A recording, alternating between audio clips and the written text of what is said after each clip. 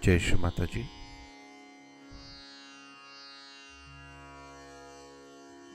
Let us all bow down to Shri Mataji. Raise our Mother Kundalini and give ourselves a bandhan.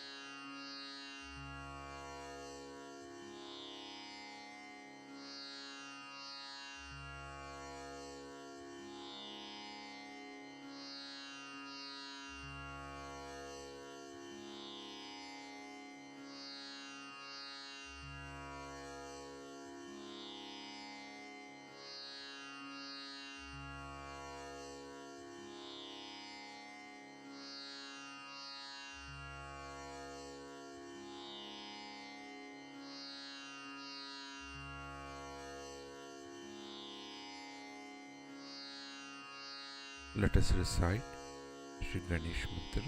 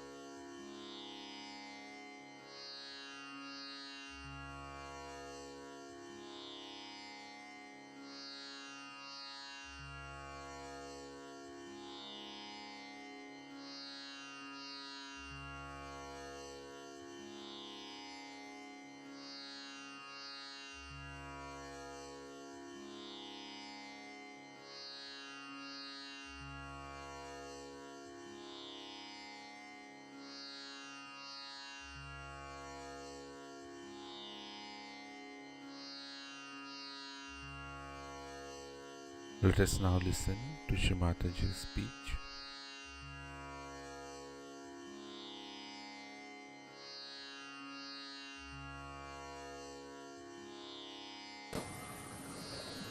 The priorities change.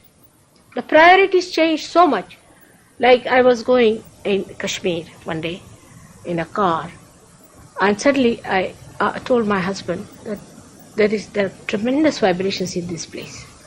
So he asked the driver, he said, is there any temple here? He said, no, it's a wilderness, there's no temple, nothing.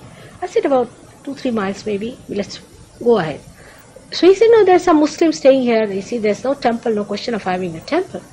I said, is there a mosque? Oh, he said, yes. There is a mosque of Hazrat Bal. One hair of Muhammad Sahib is kept in that mosque. And I felt the vibrations at least 4 or 5 miles away from it. Just imagine. And when we came out 3 miles, I could just tell him how to go there. And only one hair was emitting vibrations. So the whole priority, the attention, goes to things which has good divine vibration. It is not bothered about things which has no good vibrations. Whatever has good vibrations, it will go to that. Like a person who is a holy person, he touches anything, it vibrates. You touch water, it vibrates. Anything you touch, anything you feel, it vibrates. For example, water, if you vibrate it, it can be a medicine. River Ganges is nothing but vibrated water.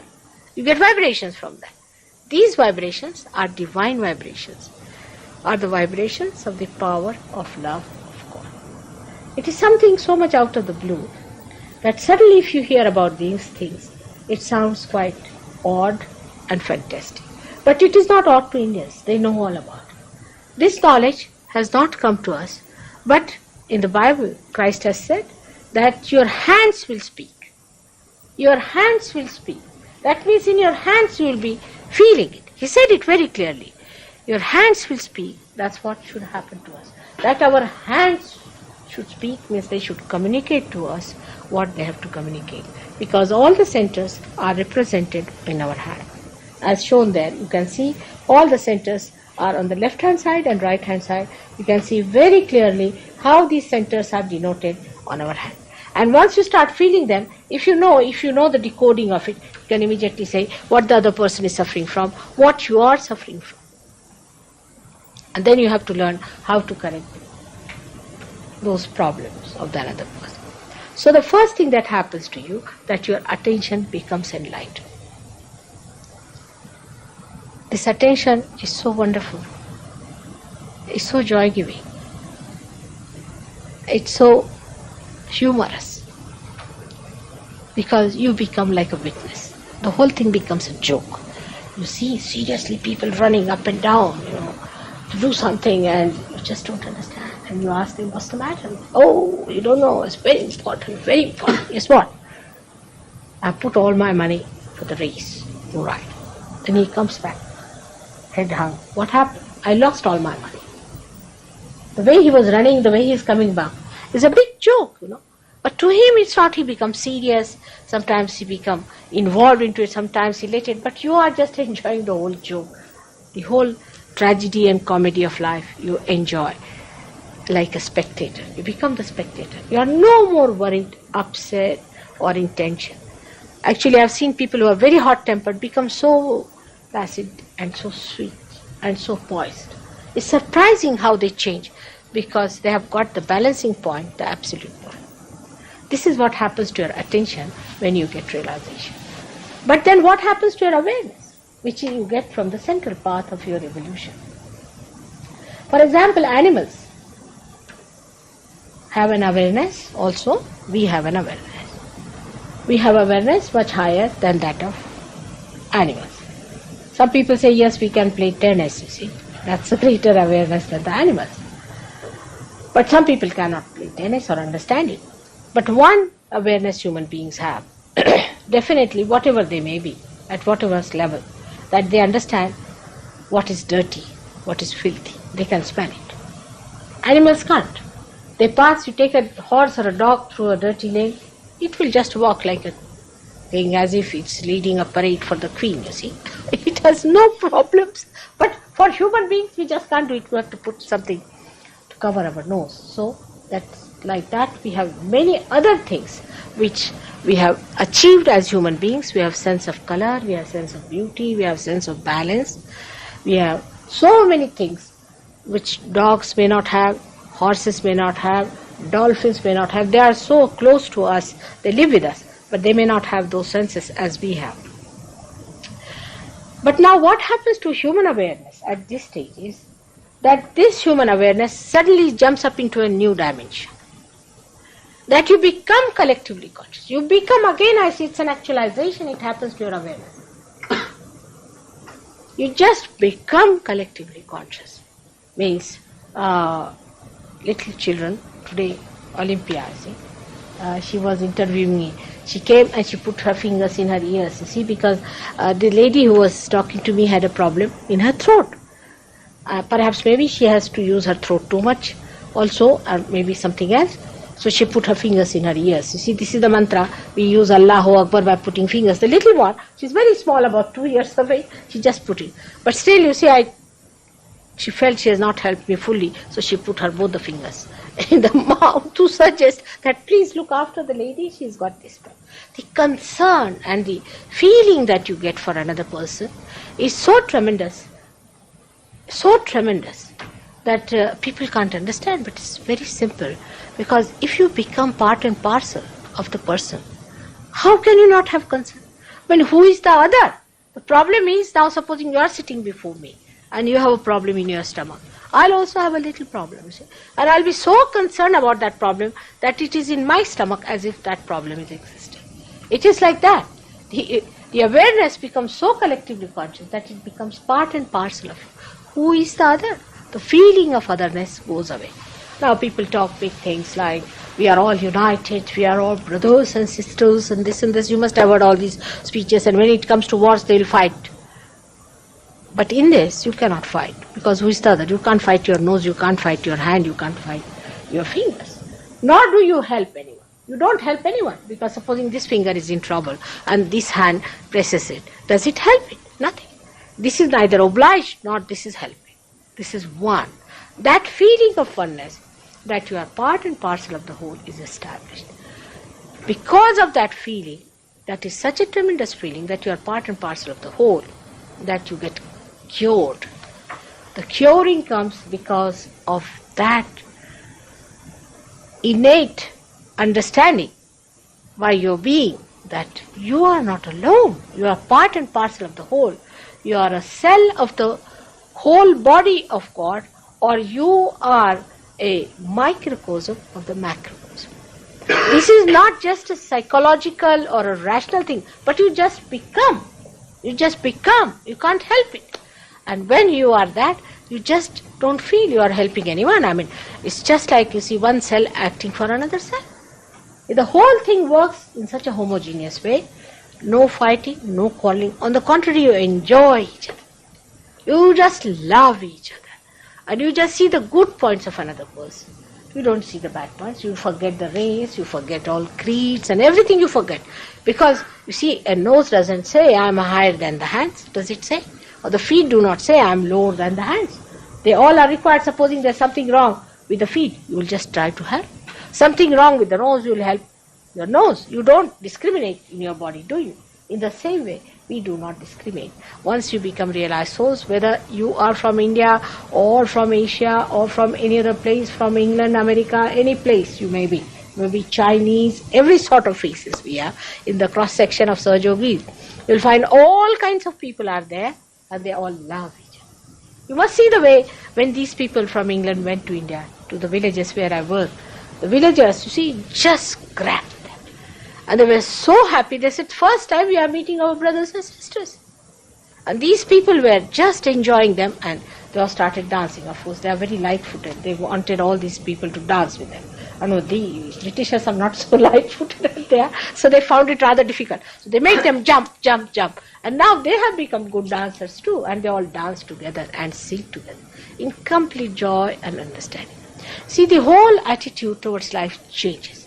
You become really a princess in the sense that you don't need anything. There is no dirt. If there is a dearth, then you are a beggar. If there is no dirt, you can sleep here, you can sleep in a palace, you can, if you want, you can get a Rolls Royce, or if you want, you can walk. What's the harm?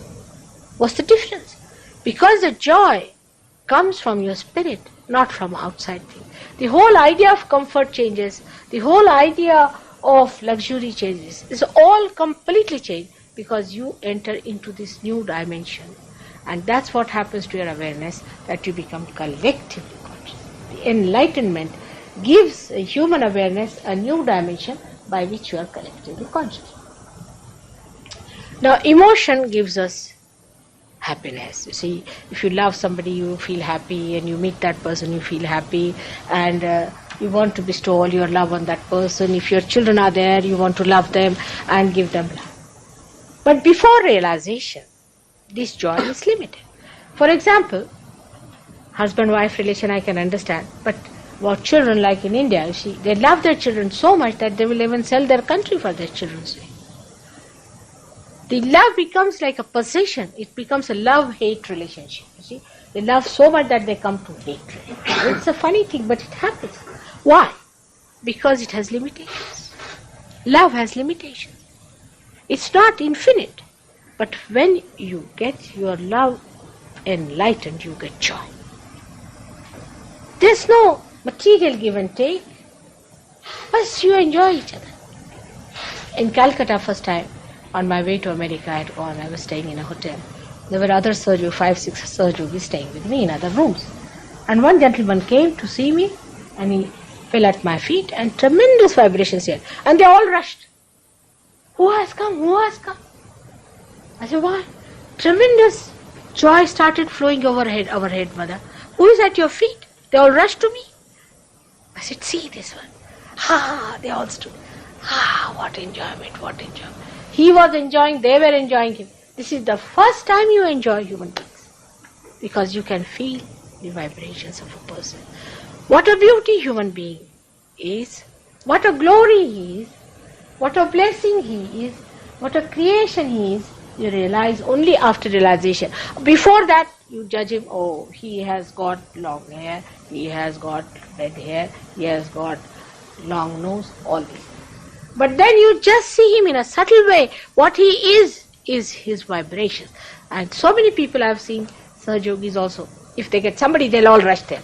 The fellow is there and they are all taking vibration. For half an hour I'm tired now, I said, now finish it off. But no, they're just sucking it like a child. First time you enjoy human beings. The joy which has not duality. Joy does not have happiness and unhappiness. Happiness comes to us when our ego is pampered. Unhappiness comes to us when our ego is damped. It is something different. We are not our egos. We are ourselves. And when self enjoys something, it enjoys it. There is no remorse. There is no duality about it. There is no unhappiness. So joy is a complete. It cannot be described. It is just to be experienced and enjoyed within ourselves. And that's what happens to us when we get our realization. Our idea of love changes. Like we say, oh, I love this person only. Like your husband is there, all right? You have to love him like a husband. You don't love everybody like a husband, all right? Your sister is there, you love her like a sister. But you think all others as your sisters. Then you love your brothers, you think them to be your brothers. You love all of them. The love spreads like that. It does not rest in one place. It does not sort of stagnate.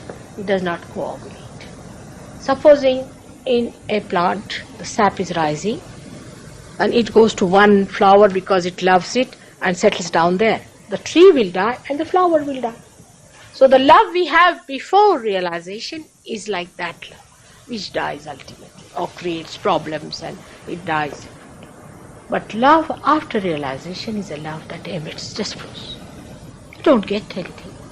What do you get? People ask me, my husband, is in a different line and I have a double life. And all my friends ask, what do you get out of it? I said, I'm not here to get. I get out something from me. It's just to give, it's to enjoy. As I told your mayor today, your politics will be solved. You'll have no parties. He says, how can that be? I said, see now. I have, supposing, all the powers, so I'm a capitalist. But I must share, so I'm a communist. I have to be a pure communist and a pure capitalist. So how can I have two parties when both the things exist within me? That's how you solve your politics. How do you solve your economics? Whole transaction areas and all those things come from a false idea that matter can give us happiness. It cannot. Only the matter that has a certain coefficients which gives vibrations is the only thing that gives you joy. Now we don't know if there is such matter or not. For example, somebody will say Stonehenge. It looks funny with the Druids. Of course, they don't know anything. I agree. But it is not. Because Stonehenge is created by the Mother Earth. It has vibration. They can't feel anything. They are standing there singing songs, this, that. Somebody must have felt in their forefathers. There are many places where you get vibrations from the Mother Earth. So many. It is written in the Bible, in the 10 Commandments only, that whatever is created by the Mother Earth or by the sky should not be reproduced by human beings and worshipped. But there are many things which have come out of the Mother Earth. But unless and until you have vibrations, how will you know? You don't know the truth. So in the human awareness, to know the truth is very relative. You will say that, how is it that this person is fake and that person is not fake? This is truth, that is not truth. There's no way of knowing it. Unless and until you get to the absolute point, how will you know the relative? So when you get your realization, you can ask, is he a real man? If he is, you will get vibration. If he is not, then you might even get blisters. Vibrations will stop, maybe. Little bit blisters you might get, if he is not a right type of a person. If somebody is obstinate, you will get indication. If somebody is suffering from some possession, you will get indication. If somebody is mentally mad, you will know. It's very, very systematic and very scientific. God's laws never fail. Very attentive. And everything that you know through it is absolute and correct. Only thing is you have to learn. You have to train up your mind to understand these different things. But small children are much cleverer than bigger people, because you see they have so many hang-ups. They have so many complications. They rationalize everything. Children will just say this, basically. Now, people think that how can it be free? How can it be with money? I asked the other question. I mean, we cannot think of these things in the term that I say divine, because we have never known it before. How much money did Christ get? We have a life here of Christ. How much money did he take? Now, Christianity as such, they asked me a question today. I mean, it cannot deliver the goods. They are Christians, they go to church, but is their life Christian?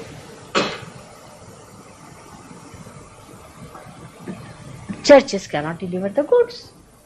But that doesn't mean that you run away from Christ. You can run away from that kind of a thing, but not from Christ, because Christ exists. He definitely exists within us and is a special person, because he's placed at a very pivotal point between the center of the optic chiasma, where the pituitary and pineal body are there, and he controls our ego and superego. And when the Kundalini rises, then Christ is awakened and he sucks all our karmas, all our sins. That's what he said, that he has suffered for our sins. They will say, Christ, in the church they say, and then why do they ask you to suffer? If Christ has suffered, why should we suffer anymore? There should be no sufferings anymore. Just enjoy and rejoice. He's done everything for us, or do you want him to suffer more? There are Jews who said that we don't believe in Christ and we have to suffer. Already have Mr. Hitler for you. If they want another one, they can have another one. And go on with your suffering. It is high time that they accept Christ and give up their sufferings. Otherwise they are putting their sufferings on other people. There is no suffering needed anymore. It's a funny idea. I don't understand why people say you must suffer to become spiritual. Who has given you these ideas? Actually, among Hindus, it was believed that our karmas, we have to pay for it. Yes, all right. Up to what point? Till somebody called Mahavishnu comes in, that is Christ, is called as Mahavishnu. All the signs and symptoms of Christ are described as Mahavishnu in the Devi Mahatmya. But who reads that? I mean, Christians will only read Bible. Will they read something else? So they never knew. And when the missionaries went from here, they never talked about Christ like that. Oh, they just said that you better get converted. You see, they used to brand everyone, Christian, Christian, Christian, Christian. They would put a loaf of bread in the water and say that this is the beef. And all of you have become now Christians. So by villages they became Christians. Imagine this kind of a Christianity, how far it is going to go. They never said that Christ is the one who was Mahavishnu, because they never knew. Until I told them that it was he, the Mahavishnu, who came, who has come already. And he is going to suck our... Oh, they said, then what? Why to worry about karmas? Finished, over, our karmas are over. But here, we have Christ, but we don't know his essence. We don't know what is he there for. What was the need for him to crucify? It was just to create a tremendous deity within us, that is Christ, who will suck our vibration. Now we have many Jews who are our disciples. They will jolly well have to accept Christ, because Kundalini doesn't rise unless and until you accept him here. But even those Christians who don't accept, say, Moses or Jehovah and all that, they have to accept that Jehovah is sitting here. That's the Virata. That's the Akbar. That you have to see for yourself when the Kundalini rises. You'll be amazed. Unless and until you say Lord's Prayer, it won't rise about this, if it is stuck there. And all the Christians have this problem. You'll be surprised that Christ himself is angry with them. have to say Lord's Prayer. That's why he said, you'll be calling me Christ, Christ, and I won't recognize. Just imagine. Then you have to say Lord's Prayer in front of some holy personality. He forgives you, and then the Buddha replies. Just imagine, he was the one who was the controller of ego. He's the one who sucks our ego. And see the Christian nations. That's one thing they cannot get out is their ego. Now they're realizing it, no doubt. But still to get out of it, they have to fight it. And the more you fight it, it becomes like a balloon, big, big, big, big, big. But by fighting it, you cannot get out of it. Only by rising through the central path, you can suck it through the awakening of Christ. And you get your realization as cool breeze coming out of your head. But when it happens also, as I said, people do not know what it is. These Brahma Shakti, what you call these cool breeze of the Holy Ghost, what it is? Because they didn't allow Christ to live long. He lived hardly for 3.5 years to talk about it. I mean, the way they treated him was really so atrocious and so cruel. To whom could he talk? To these fishermen? About Kundalini? I mean, they made it impossible. Same with Muhammad, Arabs could not accept Muhammad at all, and they have not yet accepted him the way they are crucifying him every day. He couldn't tell people about it, but he did promise that it will happen to you. He's promised that a comforter will come so that you will know my Father forever. Means you'll get your self-realization. He promised. But how will you make him out? How will you make out the comforter? How will you find out? If Christ comes in, now some Christ is being announced. It's a big joke. You better tell this Mr. Christ to walk on the water and you'll find him out. We had one in India. He told that he's going to walk on the water. And people mad from America, they came with television, telescopes, and all Indians were there to see the fun of the whole thing. All of them came here, and government also encouraged, because lots of foreign exchange, for this kind of tomfoolery. They all came, they occupied premises in a very big hotel where there was a huge big swimming bath where this fellow was supposed to walk on the water, see? And they had telescopes and every sort of thing there. And apart from that, they had a television set, and from America they were going to release, you see, all the scenes of what was going to happen. This fellow came forward. It was on the television, you could see it. He put one foot, and with the second foot he was down. He couldn't even swim. They had to fish him out. He was put in the hospital, and they found he had cancer. But imagine, when they asked, why did you do all this? He said, at least I got a name. Imagine. Like some hijackers, they say that at least by doing this thing we'll get some name. There are some maniacs who want to appear in the newspaper, this way or that way. So he said, I got a big name in America, everywhere, everyone knows me. Thank God he's no more now to befool some. You see, these tricks they play. So these tricks have nothing to do with God. If he is Christ, let him walk on the water. If you people will be kind enough, you better write to this gentleman who has spent so much money in the newspaper, especially to the journalists, I would request. Because you see, journalism takes to such stupid people very easily. I don't know why. They will publish, they publish such a lot of things about this nonsensical Christ who has come. Better ask him.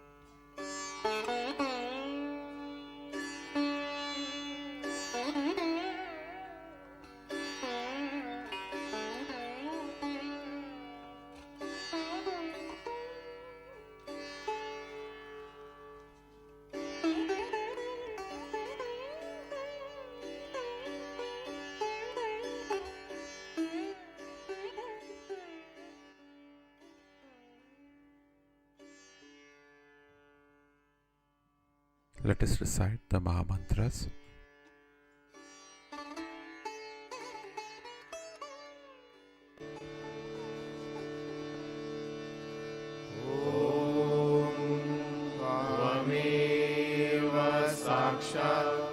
Shri Mahalakshmi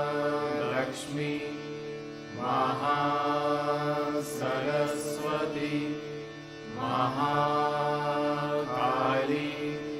Triguణात्मिका Kundalini Sakshat Shri Adishakti Mataji Shri Nirmala Devi Namo Namaha Om Tvameva Sakshat Shri Kalki Sakshat Shri Adi Shakti Mataji Shri Nirmala Devi Namo Namaha Om Tvameva Sakshat Shri Kalki Sakshat Shri Sahasar Swamini Moksha Pradayini Mataji Shri Nirmala Devi Namo Namaha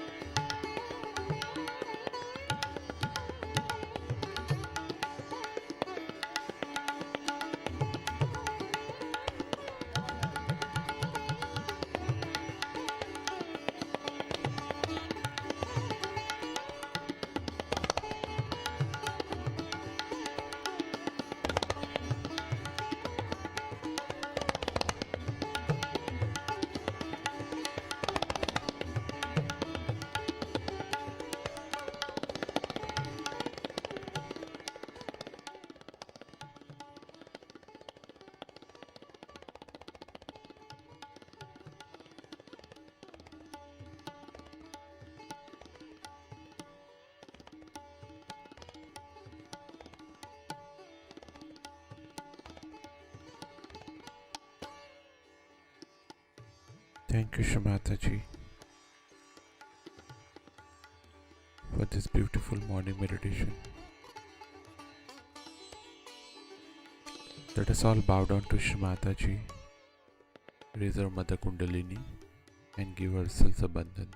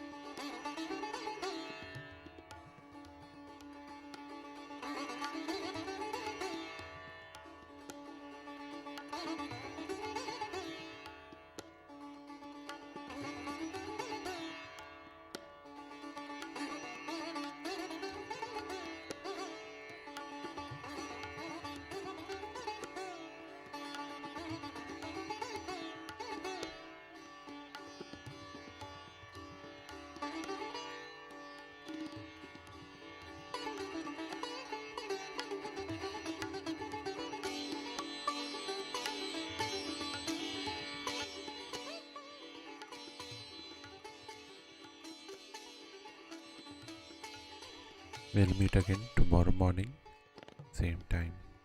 Jai Shri Mataji.